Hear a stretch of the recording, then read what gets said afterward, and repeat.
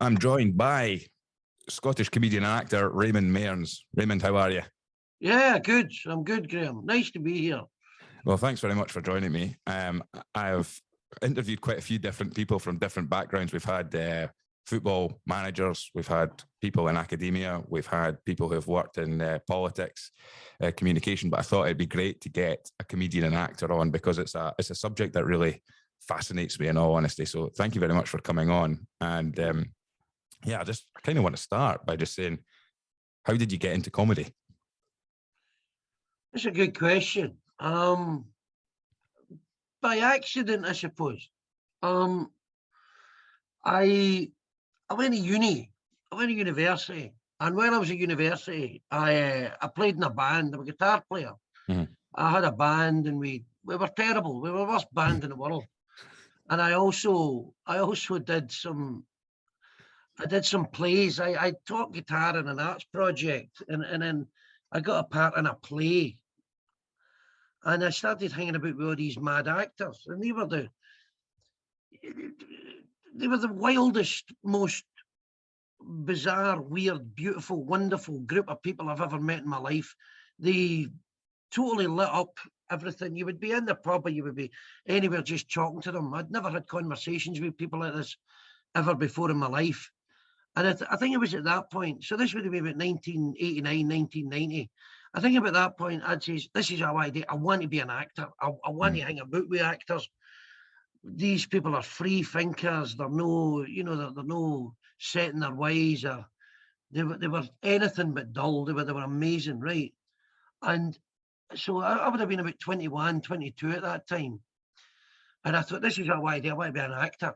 So I just kind of followed that up. I did that for a couple of years and never get paid for it. It was just all amateur theatre stuff and all that with Strathclyde Theatre Group. And I would basically go to parties and I'd play my guitar and I'd talk and tell jokes and blah blah. And it was my first wife to her credit. When she'd said, "You're funny, people would pay you for that."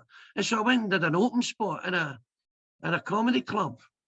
And I didn't know what I was doing really. I made up this ridiculous 5-minute set about Wallace Mercer, who used to be the chairman of Hearts, trying to shag Tessa Sanderson or something. Right, and it was ridiculous, but it worked. And they invited me back and paid me 20 quid. That was amazing to me. Yeah. And then I got my third gig, they gave me 30 quid. I was amazed at this. Mm-hmm. And then that's when it started. And I just had no idea what I was doing. I went back, I went on stage, I did my time. I just did it, and that was it. And eventually, you made enough money to get up your job. So I mean, you're obviously working at this point, right? So you're doing your acting and things as a bit of fun. You're singing in pubs, but you're telling the jokes, and then you're starting to get some money. Now it's not, £30 is great to be paid, but it's not life changing money. So you can't suddenly decide that's it. I'm done. But yeah. So I mean, see, when you're at work and things, or even when you were growing up, were you funny? Like, were you the sort of person that liked to be holding court, telling stories, having a laugh and a joke and things like that? No, I was ignored, completely ignored. In fact, if you met anybody that went to school with me, they wouldn't remember me. I was amongst men of no significance. I was insignificant. Really? Absolutely. So I was very bright at school. I was good at school. Uh-huh. I was worried out. But then again, most comedians are nerds anyway. Comedians are the alpha males, by the way. Comedians are just nerdy, well-educated sexual inadequates. If I was an alpha male, I wouldn't be a comedian because I wouldn't need that. I wouldn't need that overcompensation. It's fascinating. I mean, I think this is what it is about comedians that people find so interesting, because there you are, you could be on a stage and your job is to make people laugh. And of course, that's what you feed off, isn't it? You feed off that need for laughter. So when it comes to being funny, do you feel pressure when you're off the stage, when you're not a comedian, when you're not the funny man, to still live up to being a funny person, or can you switch? No, I think I did used to, but I'm 55 years old now. I think your perspective changes. Maybe years ago, maybe 20 years ago, something or 15 years ago, because people kind of expect it, but no, it didn't bother me.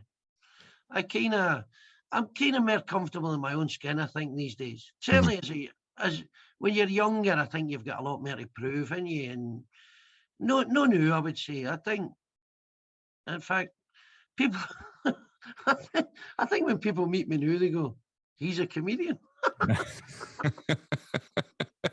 So, I mean, in terms of, I mean, when you started doing this, what age were you when you decided, right, I can give up the day job and really, really... I was 35 years old. It was 20 years ago. It was 20 Right. years ago, exactly. I gave up my job in June 2003. And I had a good job, actually. I had a really good job. But the curious thing, I had actually, in about the year 2000, is that right? 2000? I had actually, 2000, 2001, I had actually decided to give up comedy, right? Because I had a really good job. I worked for a company in Edinburgh, and I was the guy who did all the voice and data convergence. See, my degree, I've got a business studies degree, specifically with a lot of IT and computer science, sort of like modules. And I was very technical at my job, and it was a good job. And I thought, I'll stay here. I'll give up comedy, because it was kind of getting a bit too much, because I was working quite a lot of hours, and I'd actually phoned everybody up. I'd said, don't book me anymore. I'm retiring. I'm rubbish at this. And so what then happened was that the Jongleurs organisation, they ran this competition in Edinburgh, the Jongleurs New Act of the Year or something like that. And that was one of the gigs I had in the book. So I'd made the decision in the June or something it was 2001 actually. I made the decision in the June to give up comedy, but I still had to go because I had it in the diary. I went and done it, and I won it. So, I mean, that was a total game changer. Yeah. I then was basically given, for the next 2 years, I was given gigs every single week. Wow. And I started making about 50,000 a year for comedy. Jeez. So I never made anywhere near that. Wow. And so I ran all over the country in my company car, by the way. My boss paid the petrol, the tyres, the insurance, and everything, right? And I'm driving to Leicester and Cardiff and all that to do gigs. So by the June of 2003, I was making more money for comedy than I was for my job. Wow. And I thought, I'm going to give the job up. And I gave the job up, and that was it. I mean, and as soon as I gave the job up, I got a part in a Ken Loach movie.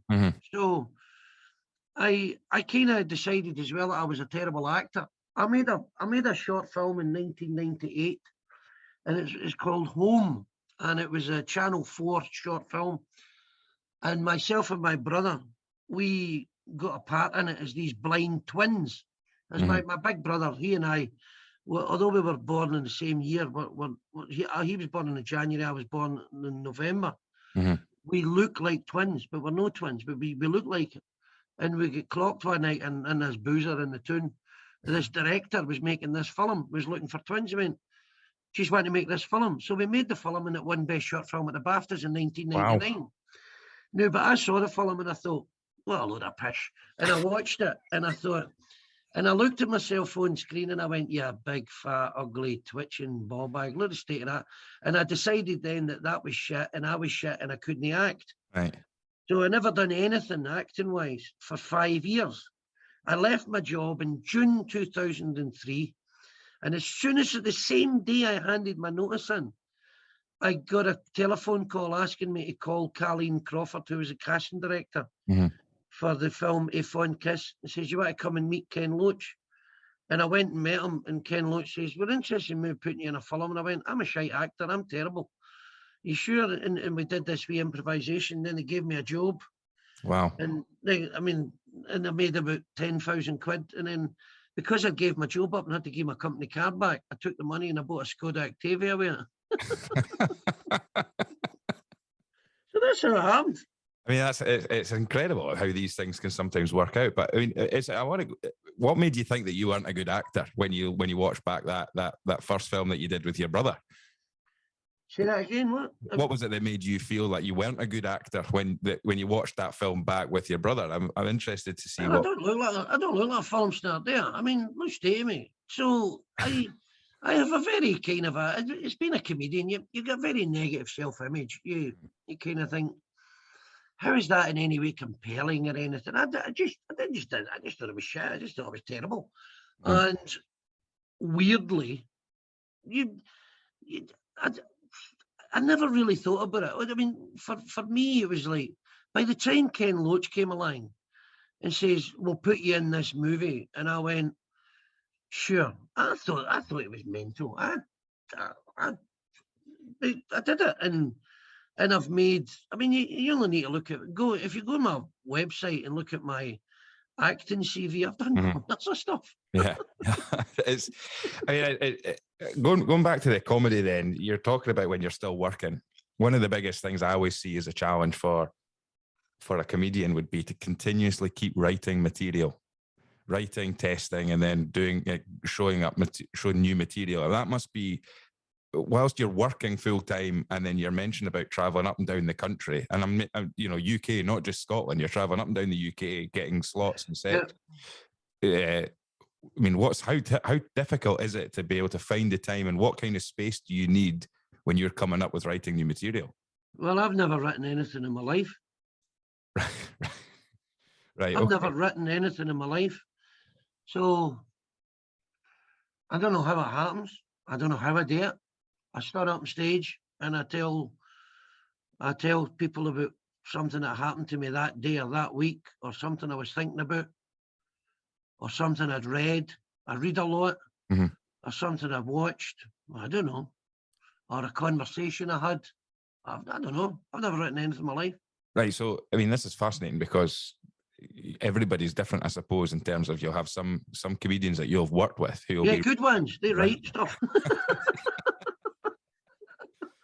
So, I mean, like Frankie Boyle. So, I mean, would I be right in saying that no two sets of yours will be the same then? Of course, it's the same. It's samey. I mean, so what I kind of do, all these routines I do routines, and I've got big anecdotes and set pieces and stories, but they're all kind of drawn from my own life. So something will happen, and it's all true apart from the daft bit I make up at the end. Right. So that's how I do it. I don't know how other people sit and write. I can't do that. I don't know how to do that. I've got no idea. So will you muse about things in your head then? Will you think about constantly? Right. I have this constant buzzing internal dialogue in my head, which it's who you are. I don't know about other people, but I never ever switch off. Right. So you're constantly thinking, and you're looking back, or maybe even you've had an experience. You maybe pretty much, and you're going much. Right. I analyze and overanalyze everything. My head, by the way, that's a Scottish head. My head often takes me for a walk, and I just get used to being who I am and the way I am. I can't explain it. If you're looking for the secret of me, I don't know what it is. No, I mean, I think that this is even more fascinating than finding out the secret. I mean, do you put yourself in a space then? So will you go for walks, or have to have a space where you allow your head to come up with where you want to? It's just there. It's just there. I don't walk. Well, I walk around Edinburgh now 3 days a week, but yeah. You do your walking tours, because you do walking tours in Edinburgh. Yeah, I mean, and are these comedy walking tours, or are they just walking tours? Yeah, we have a bit of banter. So the people will turn up. We had 5 Americans on Monday, and they were brilliant, and they were well up for a wee bit of toing and froing and a bit of banter. It was brilliant. Where are you from? What do you do? And just joshing each other. Brilliant. So you'll learn about the history of Edinburgh. I put the work in, but there'll be a lot of jokes and, bit of crack, that sort of thing. That's what I do. One of the things one of the things I really find interesting about even just speaking to you just now, and I think I don't know if I've mentioned already, but I heard you on the Some Laugh podcast, which is a brilliant list for 3 Scottish comedians, young guys, similar age as myself, and it's a great listen to some of the guests that you got. So you were a guest on there. But one of the things I really love is storytelling and the power of storytelling. And I think when I heard you talk, I mean, some of the stories that I've heard you on that podcast sharing, but it sounds like, you'd mentioned earlier on when you do anecdotes and things like that. Do you obviously, now it'd be wrong for me to ask, do you know what the structure of a good story actually is? But it just seems like you're able to pull together a story and make it funny. Right. I think the making it funny is the gift. If we're all born with certain gifts, I think there's a tiny wee bit of talent there, right? Mm-hmm. How I do it, I think, is I'm present, and I'm there, and I'm in the moment, and what I simply want to do, I think, is paint a picture for you, if you like. So I'll tell you about something, and I'll tell you what I was thinking and how I was feeling, and I'll tell you the truth as I see it. Mm. And I think that's where the connection's made. I think people hear it, they go, maybe that did really happen. Maybe, and what I suppose I'm doing is I'm kind of laughing at my own ridiculousness, I suppose. I think that my understanding of what I do is I just show people how vulnerable and mental I am. And what they do is they go, thank God. They think they listen to me and they go, thank God, I thought it was just me. Mm-hmm. See, I think we live in a culture, we live in a society where you're no really, or it's not prescribed to be a good idea to be off your head and mental. We've all got to behave and be socially conditioned in a certain way, and hold our farts in and no swear and all this sort of stuff. And I'm pretty free that way. If I want to fart, I'll fart, and if I want to swear, I'll swear, and I'm very open that way. I don't know, and I think that's people aren't like that. I think they would like to be like that, but I don't think they'll allow themselves because society says, "Oh, get your teeth done, bleach your asshole, just buy nice clothes, buy a big motor, buy an American fridge, buy a house, buy a couch, buy a fucking telly. There you go, and shut up, and that's it." And I don't know. I've never been, what's the word, conventional. Yeah. I mean, when you talk about vulnerability, then I mean, it is funny when you say about the vulnerability of standing in front of a group of people and expecting to, you're literally wanting to get them to laugh at what you're saying. So I mean, there's nothing more in my mind. There's nothing more about vulnerability than actually being in that position where there's a spotlight on you on a stage and you've got to try and entertain a group of people for a set amount of time. But then there's also the element that you can't show your vulnerability in that side of things. Of course you can. Of course you can. Absolutely. Because then that's the truth. I'll give you an example. I'll tell you, let's turn it on its head. It's about truth, and it's about you, and it's about making a connection. And it's really simple. So if I stood up on stage, for instance, and I says, look at me, I'm shagging dozens of women, people go, no, you're no. It's obvious I'm no, right? There's no way I'm a Lothario. I couldn't lure a woman out of burning building, and people know that, right? Now, if I stood up and said I was, they go, it's not true. Yeah. It's incongruous. They look at me and they hear me and they go, no, that doesn't match. That doesn't fit. So what people do is, this is what I think. I don't know. This is what I think I've observed in some instances. I think people set out to be a certain thing to certain people. I think they set out to show the world what they want the world to see. Yeah. And that's fine. That's absolutely fine for them. But all art, and by the way, I use the term quite loosely. Comedy is an art, it's a craft, right? Yeah. Whether it's be a great book or a great movie or a great painting or anything, it seeks to tell us the truth about ourselves. And great art works when it's honest and it's truthful. Right. When it's no false, when it's no phony. And that's what I try to do. If there's any method to what I do. I think that's it. I just stand up and try to tell you the truth. Yeah. And all great comedians, I think, do that. People like Bill Burr and people like Jim Jeffries, they tell their own truth, and it's compelling because they show us their real selves. And it's fascinating because I think as a species, we're just a shower of nosy bastards anyway. Yeah. No, I mean, when you put it like that, it is, there's so many different, we talk about in this podcast, we talk a lot about communication, how we communicate with each other. And sometimes your verbal communication it'd be easy for somebody to try and pretend who they are. But if somebody else picks up on that, it doesn't resonate. It doesn't resonate. Right. Your communication, your vocal communication is only a small percent. 99% of your communication is non-verbal. Your body language, standing on a stage, people know if you're terrified. People know if you're tense. They know if you're fearful or whatever. They can see it. Your body gives you away. And if you're speaking to somebody and they're lying to you, you're not sure, but you kind of think, I'm not quite connected with this person. I think they're bullshitting me here. You might not be able to put your finger on it, but you can feel it. And you know when people are lying or being insincere or they're full of shit. You know it. I know it. Yeah. And if you've got an audience and they all collectively start to know it, that's going to have a huge impact on whether your set's going to land or not. Yeah, absolutely. Because one of the jokes I've started doing, it's quite a good joke, is I stand on stage and I go, I've been in the entertainment business now for 30 years, ladies and gentlemen.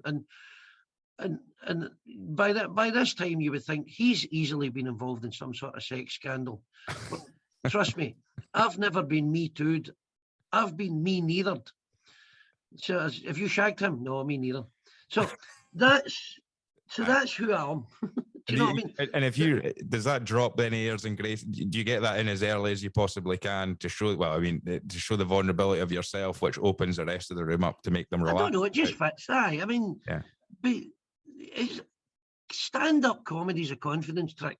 It's just about you. As I said in the, I often say this. As I said in the other podcast, you've got to be comfortable being uncomfortable, and when you're on stage, you've got to be as relaxed as you can possibly be. And it's very difficult because your fight or flight's been triggered just naturally by the position you've put yourself in. So that's a real challenge to stand up on stage and be so laid back and relaxed that it just flows. Wow. I mean, that's the key. And I mean, when you say it like that, it sounds very easy, but for somebody, this is one of the reasons for the podcast is if people can listen to something like this and take any kind of nibbles away from it, you're a person who stands in front of people and speaks, which comes naturally now, and you're obviously going to have your own nervousness and stuff like that still. But for some people, even standing in front of a group of tourists on a walking tour would be terrifying for them. So it's because their ego forbids them from being real. Their ego, you've got to absolutely destroy your ego. And by the way, that very notion is in itself fucking ego. Your ego's the problem. Your ego's no your friend. I think Frankie Bell said that to me years ago. Your ego's no your friend. It doesn't help you. You just become some big prick. You know what I mean? Oh, look at me and the big I am and Billy Big Boss. You just become a prick. You've got to kill your ego. You've got to be honest. Do you have to curtail your language, your set, I do when I'm on cruise ships. Right. Well, that's what I was going to say. For the types of, I mean, the big thing is the Scottish comedian has a distinct way, and sometimes even just the way that you tell a joke with the Scottish accent, and you've got that Scottish accent that makes the joke funnier. But if you're doing if you do a set, say in, I don't know, Airdrie in Scotland, would you be able to do the same set down in Leicester, down in England? Yeah. And have you ever been asked to curtail or to change the way that it's said, or to try and change your yes. And how did you feel about that when that's been asked of you? I ignore the fuckers and do what I want. Have you mentioned about cruise ships then as well? Do you know then when you've got that audience there, it has to be changed slightly because of yeah, you can't swear or do any up the arse stuff.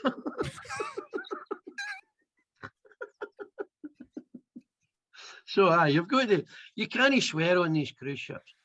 Yeah, you can't swear. You've got to be clean. You've got to work clean because I do the radio and all that, and you've got to be clean. You can't be on breaking the news and start doing a lot up the arse stuff. Yeah. There's laws against that. Just trying to think what I'm going to put in the write-up for this podcast episode. But I mean, I've completely lost my train of thought now. But when you do get, I mean, when you've been asked, do you see that as an insult to your humor, that if someone does ask you, saying, like, you know, Raymond, we want a complete no. You see, he who pays the piper calls the tune, right? So at the end of the day, somebody will say to me, can you do this, can you do that, and can you do the next thing? And I'll think to myself, can I do it? Mm-hmm. You see, if he wants 12 inches and I've only got 5, that's all he's getting. Right. So, do you know what I mean? It's whether it's one thing for you to ask me to do a certain thing. It's quite another whether I can actually accomplish that. Yeah. So ultimately, you know, I'll compromise. I take this on board. But there's a part of me goes, can I do that? And if I can, fine. And if I can't, then it'll be something else. What kind of gigs can you get? I mean, you're talking about cruise ship gigs. You're talking about walking tours. You know, do you do corporate? Are you do corporate? And will you go into a corporate gig with a message that they've asked you to try and put forward, or is it literally just we're bringing Raymond Mearns in to cheer everybody up and make everybody laugh? Or what is it? Have you ever been asked to formulate a sort of a set for groups of people with a message at the end of it, or anything like that? Yeah, from time to time, yeah. It just depends. I get myself involved in all sorts of madness sometimes, and but you know what? Somebody up there likes me. I'm still getting away with it. So I don't know. Some people will say, can you do this? Can you do it? I'll go, yeah, if I can do it, I'll do it. Yeah. Brilliant. I don't know, off the top of my head. I remember doing a thing for the advertising people. They sold advertising, these guys. And I remember they wanted me to, what was it I did? They wanted me to host something for them. And so I did a bit of, I don't know. I don't even remember what I did, but it went very well. I remember reading up about advertising. I can't remember. Yeah. It was years ago. But I mean, even like your walking tour, you know, you're saying there's obviously a requirement there. You've got to read up on Edinburgh's history. So you've got to know what you're talking about a little bit. 100%. There. You need to know all the dates and everything. Yeah. And do you take funny anecdotes from those times? Have you found it? Or is it more situational as it happens, or is it a bit? It's a bit of both. It's a bit of both. So, for instance, you talk about like, I'll give you an example. So Edinburgh used to vent all of its raw sewage into the sea, into the Firth of Forth by 8 big pipes right up until 1977. Just raw sewage. And by the way, I knew that because we used to live at Port Seaton in the 70s. And you'd go for a swim, come out covered in jobbies and condoms. And you would go, look, Dad, a balloon, don't blow that up. Goosh, right? So this is how I would say it. So I would say, so what happened was they then built a boat called the MV, the Marine Vessel Gare-de-Lou. And then they took all the raw sewage further out into the Firth of Forth and discharged it there. And that's how Kirkcaldy was formed. So that's an example. I'm from Kirkcaldy. That's I know that. I know. Deeply offended there, no, but that's yeah. So it'll be stuff like that. So that there's some jokes in there, and then again, it's the situation. Somebody might say something, and I'll just react to it or something. Yeah. So it's a combination of the two. Yeah, that's right. Well, on to that then. You know, I think if you speak to most people and ask them what would be the reasons for not doing stand-up comedy, And reasons for not doing stand-up. And I think when you look, the three things that a lot of people tend to worry about is hecklers. How would you deal with a heckler? What happens if the stuff you're saying isn't funny and you're getting a room full of silence? And then obviously the big dreaded fear for any public speaker is losing your place of thought and losing where you are. So, I mean, if we start with hecklers, then I can imagine from just our conversation that we've had and with the way that you seem to operate, a heckler would be up for a bit of competition if they came to you and heckled you. Yes. He would have to collect his arse on the way out the door. Yeah. There's your arse, mate. Goodbye. How common actually are hecklers in stand-up comedy? Hecklers are just frustrated comedians. Hecklers are people who come to comedy gigs and they look at you on stage and go, I'm funnier than him. I can do that. And so they burst your hole. Right. And a lot of times when I do listen to some Laugh podcast and things like that, they do talk a little bit about how it isn't actually as common. What isn't? Hecklers, a lot of the time people are there to enjoy the comedy. And yeah, they do exist. It's not that common. I mean, I don't really get a lot of hecklers generally. I think I look pretty formidable. People don't really fuck with me, And do you think that's just because the way that your comedy is? You've already mentioned about the fact that you don't really have you don't write stuff. It's maybe not as structured, which means that if something doesn't go well, you can't throw me off. You can't throw me off my stride because I don't know what I'm doing either. Yeah, well, okay. Then what about material not landing? Have you got 20 years in comedy? We're sitting here having a good old laugh, but I'm pretty sure there have been times when you've maybe said a joke and it's not landed or anything like that. You die in your ass. You just die in your ass. How difficult is that? I mean, what can you remember the first time that you had an absolute nightmare? I can remember every time. Thankfully, I don't die often, right? I'm very hard to kill, thankfully. But every comedian has died on their ass, absolutely crashed and burned. The good thing is when you die, and people don't come near you. It's as if they don't want to be contaminated by your mediocrity. So the good thing is they don't come near you. They don't want anything to do with you. And on the way out the door, they'll maybe shout, "Oh, pal, you're the worst fucking comedian I've ever seen." But I mean, let's go back. You're driving around in your company car around the country, and is it a case of that? Could it be regional where sometimes your comedy absolutely goes down a treat, and then you can try the exact same set or the exact same style of set in someplace else, and it doesn't go well, and you wonder, is that just because those are the people from the type of people that you're in? No, look, you just do your thing. I've done gigs in the Middle East. I've done gigs in Asia, Australia, America. It's just you doing your thing. If I was talking about my street, I don't know, and maybe they wouldn't get it. I don't know that I don't know that I can answer that other than you go up and you do your thing, and if you give a wee bit of yourself, it kind of works. But then again, I don't really write material, so I suppose, that I'm thinking about it, I just live in the moment. I'm very kind of present, like I said earlier, and whatever happening at that moment is happening, and I just do it. I mean, Davy Martindale was on the podcast, and he talked about intuition. Intuition when speaking to people, and he said that he talked about how he's gone from a career in organised crime to a life in prison, and then to a life as a Scottish Premier League football manager. And he says that when you're going through and speaking to different people, you need that intuition. He's had a good intuition to know I can say this or I can't say that, or this is how I can speak to somebody. Yeah, you need to, because you don't have a written set as such. It's not got the framework around it. Would you have certain material that if you try it out, that went well, so I could go into this material, or would you use your intuition on the audience or the people who are in the crowd that you're speaking to? Yeah.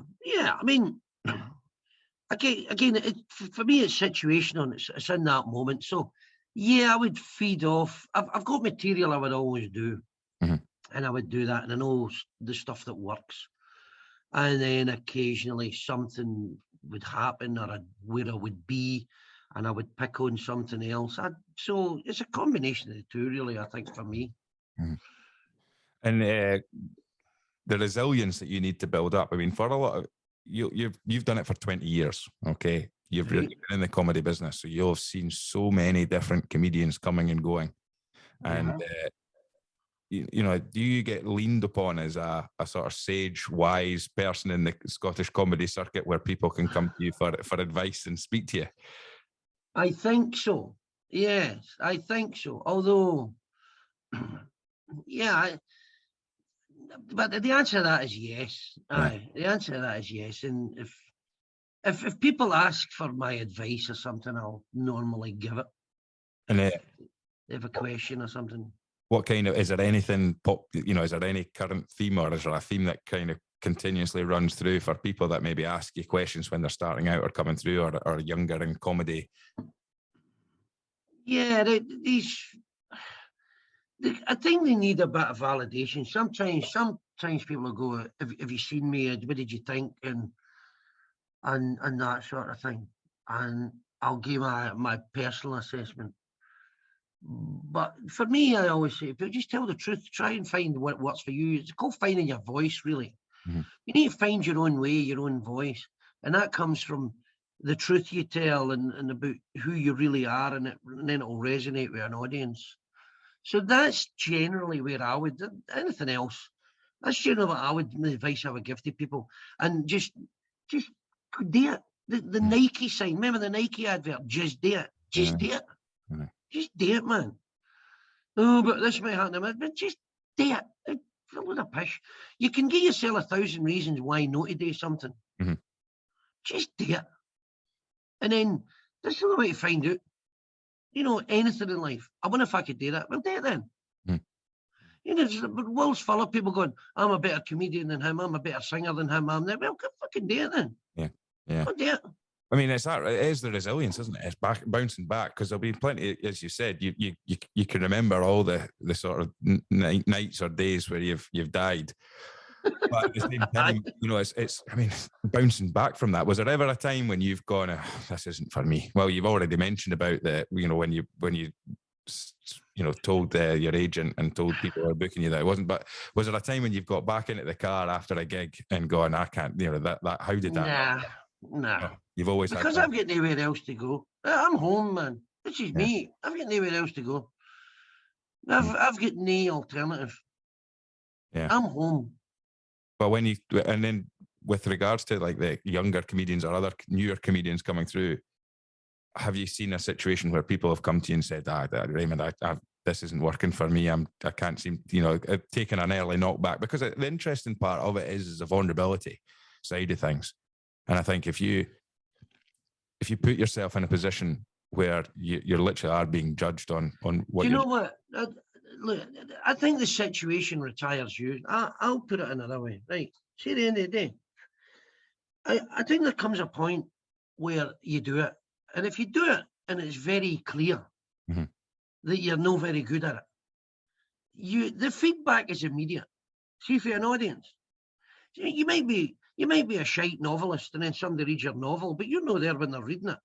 So they go, that's shite. And you might be a painter and the painting's rubbish. It's in a gallery and people go, that's shite, but you're not there. I mean, you're a comedian, you're there. The feedback is immediate, right? And it's no nice when you die in your ass. No, I can imagine. I think I said in the other podcast, and I think I read this in the David Mamet book, True and False. It says that the lessons of the stage are immediate and terrifying. And that's true. Yeah. And see, at the end of the day, you don't retire for comedy. It retires you. Right. Yeah. It's like a boxer that's been scalped too many times. It retires you. Yeah. I believe that. That's what I've seen. And I've known over the course of my life, my career. I've been doing it 30 years. I've been a pro for 20 years. Right. Yeah. I've known people who back in the day were really good making a living, and then the business retires you. You see in their eyes, the wheel's turning, but a hamster's fucking dead. What can cause that? What causes it? Yeah. Their ego. They think they're better than they are. They stop working. They get bitter instead of getting better. Yeah, that's interesting. Their ego. Their heads disappeared right up their arse.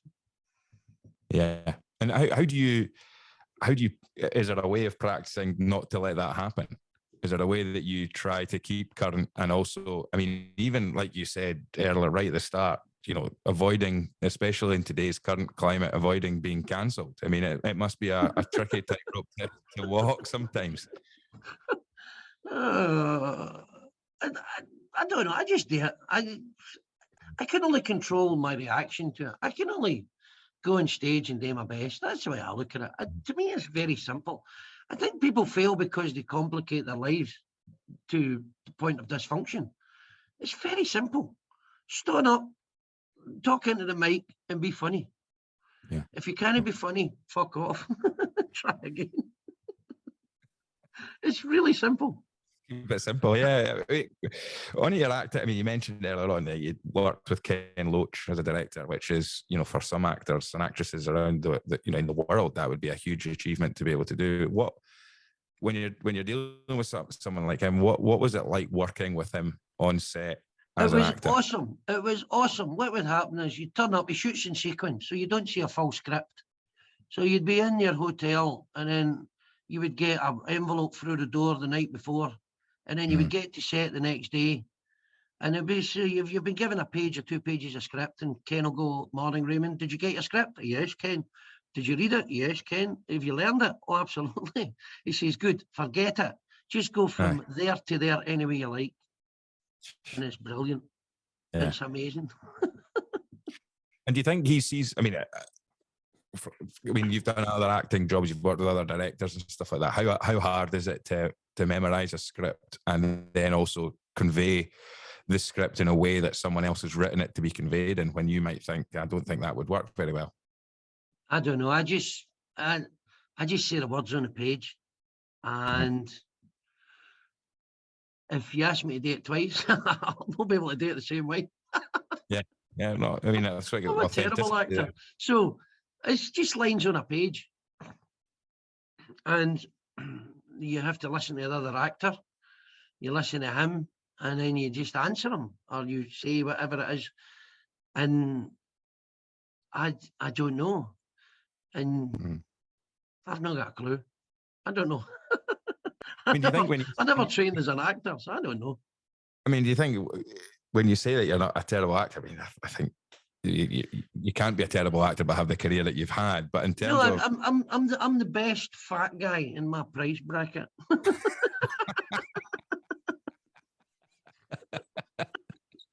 I get acting jobs because they're looking for a fat guy. So it's as simple as that. If they were looking for a 6 feet black guy, I wouldn't really be in with a chance there. No. And do you think that you'll just do it as you would do it? Is that the way that you act? That you would just, if you've been cast as the person that they're looking for, and they'll say, right, even Ken Loach is saying, you know, yes. So you're reading the script and understanding what's actually supposed to be happening in this scene, and then he's saying, right, forget about it, but do it the way that you would just naturally do it. Is that kind of how? Yeah. Yes. You see, you get the job because they go, "You're the guy." Mm-hmm. That's how you get the job. So you get a job because you're the guy. You're a safe pair of hands. And this is going back to David Mamet. People employ actors the same way they'd employ a plumber. Mm-hmm. Because that plumber any good? Aye, good. We'll get him in. Right. Yeah, is he a good plumber? No, he's a terrible plumber. Right, we'll get that other plumber. Get a good plumber. You're a safe pair of hands. People go, "Can he do that?" Aye, fine. Yeah. Yeah. So it's as simple as that. They're buying confidence, I think. Yeah. Okay. Hey, wait. Going back, you mentioned a couple of times about some of the books that you've read and things like that. You've said you're a reader and things as well. Yeah. What do you read, and where do you take what do you take from books that you like to pass on? You've already quoted a few quotes and things like that. Well, it depends. I mean, I read a lot of books. I read a lot of different books. I read a lot of fiction. I read a lot of biographies. I read a lot of history. recently read, I was just finished reading The Last Days of John Lennon. So it was written by, what's his name? James Patterson. You know, he's famous novelist. And it was very good. And it just, and it's about inside the mind, really, of Mark Chapman, who killed him. So that was interesting. But I just read, I'm interested in what makes people tick, because I'm interested in what makes me tick, I suppose. So you could learn something from everything, regardless of what it is you're reading. I think I've only maybe once or twice in my life I've started reading a book and went, this is bollocks, and I've binned it. It shouldn't happen to a vet, or is it All Creatures Great and Small, James Herriot? Fucking load of shite. Remember I binned that? That was shit. Aye. And I tried to read Papillon twice, and I left one book on a plane and left another one in the hotel room. I've never finished it. Really? So what you're saying are you wanting to find out how you tick, or you want to find common ground with other people who are, who do these things? And I mean, you're obviously I'm just interested with Chapman or anything like that, but yeah. Well, look, I'm just interested in people. I'm just interested in, like I say, is what makes them tick and what makes me tick. And that's all. It's a curiousness. It's a curiosity that's always been there. I'm curious about stuff. You're a people person, do you think? I'm not a people person. But you're curious in people. But I'm not a people person. Right, okay. But yeah, I'm curious. But I would never describe myself as a people person. And people who know me would never describe me as that. Why not? I'm a bit of a miserable bastard. But I mean, you'll need to be a people person if you can stand in front of a group of people to be able to relate to them and make them. No. You just need to be an egotistical megalomaniac. When you look at engagement, then how much you said earlier on about what we're saying verbally versus what we say non-verbally and things like that. How do you know when you've got that full engagement from somebody when you're speaking to them? What are you looking for? When you're standing in front of an audience, what are the signs that you think I've got them here? This is exactly where I need them. They're laughing. Laughing. Yeah. Yeah. It's a feeling, it's a vibe. It's like when you have a conversation with somebody. It's like the two of us here. We're listening to each other. Right. There's a vibe, there's a bit of connection. So sometimes you'll meet somebody and you just won't connect because they're guarded or they're hiding something. It's a vibe, really. I don't know. Morphic resonance and all this bollocks, isn't it? I don't know. And 5 minutes, for anyone starting out, that's usually the starting point, isn't it? A 5 minute set. Yeah, and if it goes badly, it's like a week in the jail, man. Yes. So when it comes to the building that rapport with an audience, how do you do that so quickly? You've got to just relax and tell the truth, and people can see that you're doing that. Okay. If they can, people sense it's about resonance. People can sense when you're not giving yourself to them. They can sense it. They know it. Yeah. They don't know they know it, but they go, I can't quite put my finger on this. I'm just not connecting with this person. Okay. So you've just got to be yourself. And unless you're a weirdo or something, or you're mental or something, because you meet people who they're being themselves and you go, oh, he's fucking mental, right? So that's fine. So you've got a certain amount of empathy in you, haven't you? And you just go, this is my story. I'm laughing at myself, really. So in laughing at myself, I'm giving you permission to laugh at me and to laugh at yourself as well. And it's like I said earlier, I'll talk about something that happened to me that most people would never admit. But like you maybe shat your brakes in a parkade Ford or something. I don't know, right? And then people go, oh, that's funny. Thank God. I thought it was just me. You see, because people are walking about with their guilt, their shame, their humiliation, their embarrassment. They've all got these feelings of vulnerability and inadequacy. And we're sort of conditioned not to really let any of that out, to hide all that, to put a veneer over it all and just be normal. And I think that's what's kind of missing in some people's lives. Certainly, people that come and see me, they go, he's mental. But somebody said to me once, I says, I think I'm mental. He says, but you're mental in a good way. I don't know what that means. But I think there was, I think it was Will Storr talked about characters in a story when you're telling a story. And everybody needs to be the main character of their own story. So the biggest problem you have is when somebody tells you a story where they're the hero and the main, like, you know, if I'm sitting here telling you how great it was when I did this and how great that's I did that, then you're totally arse off people doing then that. your audience straight away switches off. Oh, no interested. By no interested. switching it and then telling them being self-deprecating, does that then that suddenly then in their mind they're like either? Yeah, you see, nobody ever watched a film about a handsome man that married well and had great kids and was very successful and died in his bed at 100 peacefully in the loving bosom of his family. Nobody's watching a film like that. That's shite. They want horror and murder and dysfunction. That's fascinating. That's real. It is. Okay, well, I'm going to be interested to hear this. We tend to ask people on the show, on the podcast here, what three fundamentals for communication would you, or any tips or advice? Three things that you put down to communicating. Truth. Right. Got to tell the truth. So truth, honesty.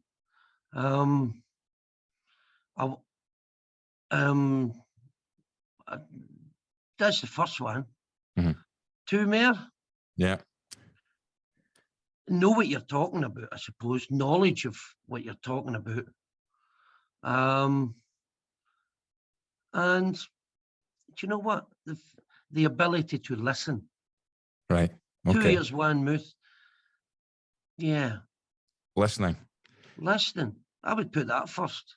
So listening, truth, and know what you're talking about. Yeah. I think that makes a lot of sense there. But I've not heard a word you said, and I not got a fucking clue what I'm talking about. And that's the truth.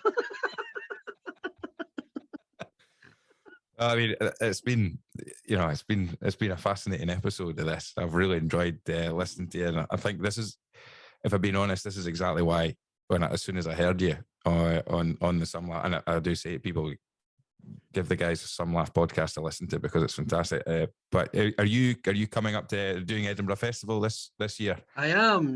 I am doing my main show in the Beehive at 7 p.m. every night.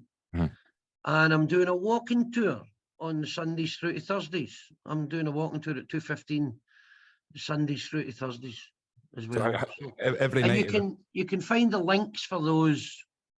Well, they're up on the Edinburgh Fringe website. Just Google my name. I'll stick some links in the bio of this. But just very quickly, sorry, on that, the Edinburgh I mean, how many Edinburgh festivals have you done in your career? About 15, maybe 16, something like that. Okay. I didn't do it every year. I've done it every year since 2012, apart for the COVID year. So 2011 actually. And then I just did the odd year. I mean, when I was still working, I remember all the people from my work turned up and they sat in the front and just abused me for an hour. It's a fucking nightmare. And on that, if you do get people coming into your, if you do get people that you know, is Billy Connolly, I read a book Billy Connolly had written, and he did say that it's one of his hates when he thinks, I hate when people I know from school or that grew up with me from school or from his younger days turn up. Yeah, I don't like that. I don't like that. Yeah. Because when you give them an arse ripping, they fall out with you. I remember my brother-in-law years ago, he turned up and he sat in the front row and he started to heckle me. And I fucking destroyed him. Really? And he never spoke to me for 6 months. But that suited me because I thought he was an arsehole anyway. So every night at the festival, how many nights is that then? How many nights in total? 25, is it? It's 25. 26 nights be a night off. I normally take the middle Monday off. How do you cope going through that? I mean, that must be emotional. I'm not fucking walking. I've got more. No, but that must be physically and emotionally draining doing something. Ah, pish. No? Pish. Some people work for a living. Yeah, well, I suppose when you put it like that, yeah. You're pish. And It's a Scottish term. It means I doubt the credulity of your statement. so, Absolute pish. and, I love it. It's and an amazing way to make a living. It's brilliant. yeah. When you get into the Edinburgh Festival, then have you seen a big difference from year to year that is it starting to, are you seeing difference in audiences or difference in performers coming through, or is it still very much similar to how it was when you first started?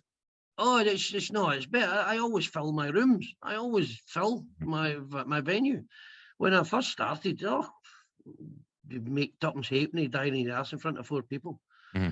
No, I've seemed to have flung enough mud at the wall and some of it's stuck. I seem to have found a wee bit of profile, which is lovely. Wow. No, well, if you get a chance, and I'll definitely stick the links in the bio to this podcast. Lovely. If you get a chance to go and see and do one of the walking tours, I think I might pop along for a walking tour. Yeah, Graham, that'd be brilliant. Be good to have you. No, listen, Raymond, thank you so much for coming on. It's been fantastic to hear your insight, and as I say, exactly what I'd hoped for as well, to get this insight into communicating. Thank you very much. Yeah, by the way, I'm nobody's life coach, all right? No, that's quite all right. Listen to what I'm saying. I've not got a fucking clue. Brilliant. Graham, thanks very much for having me. Thanks, Raymond. Thank you. All the best. Cheers, pal. Bye. Brilliant.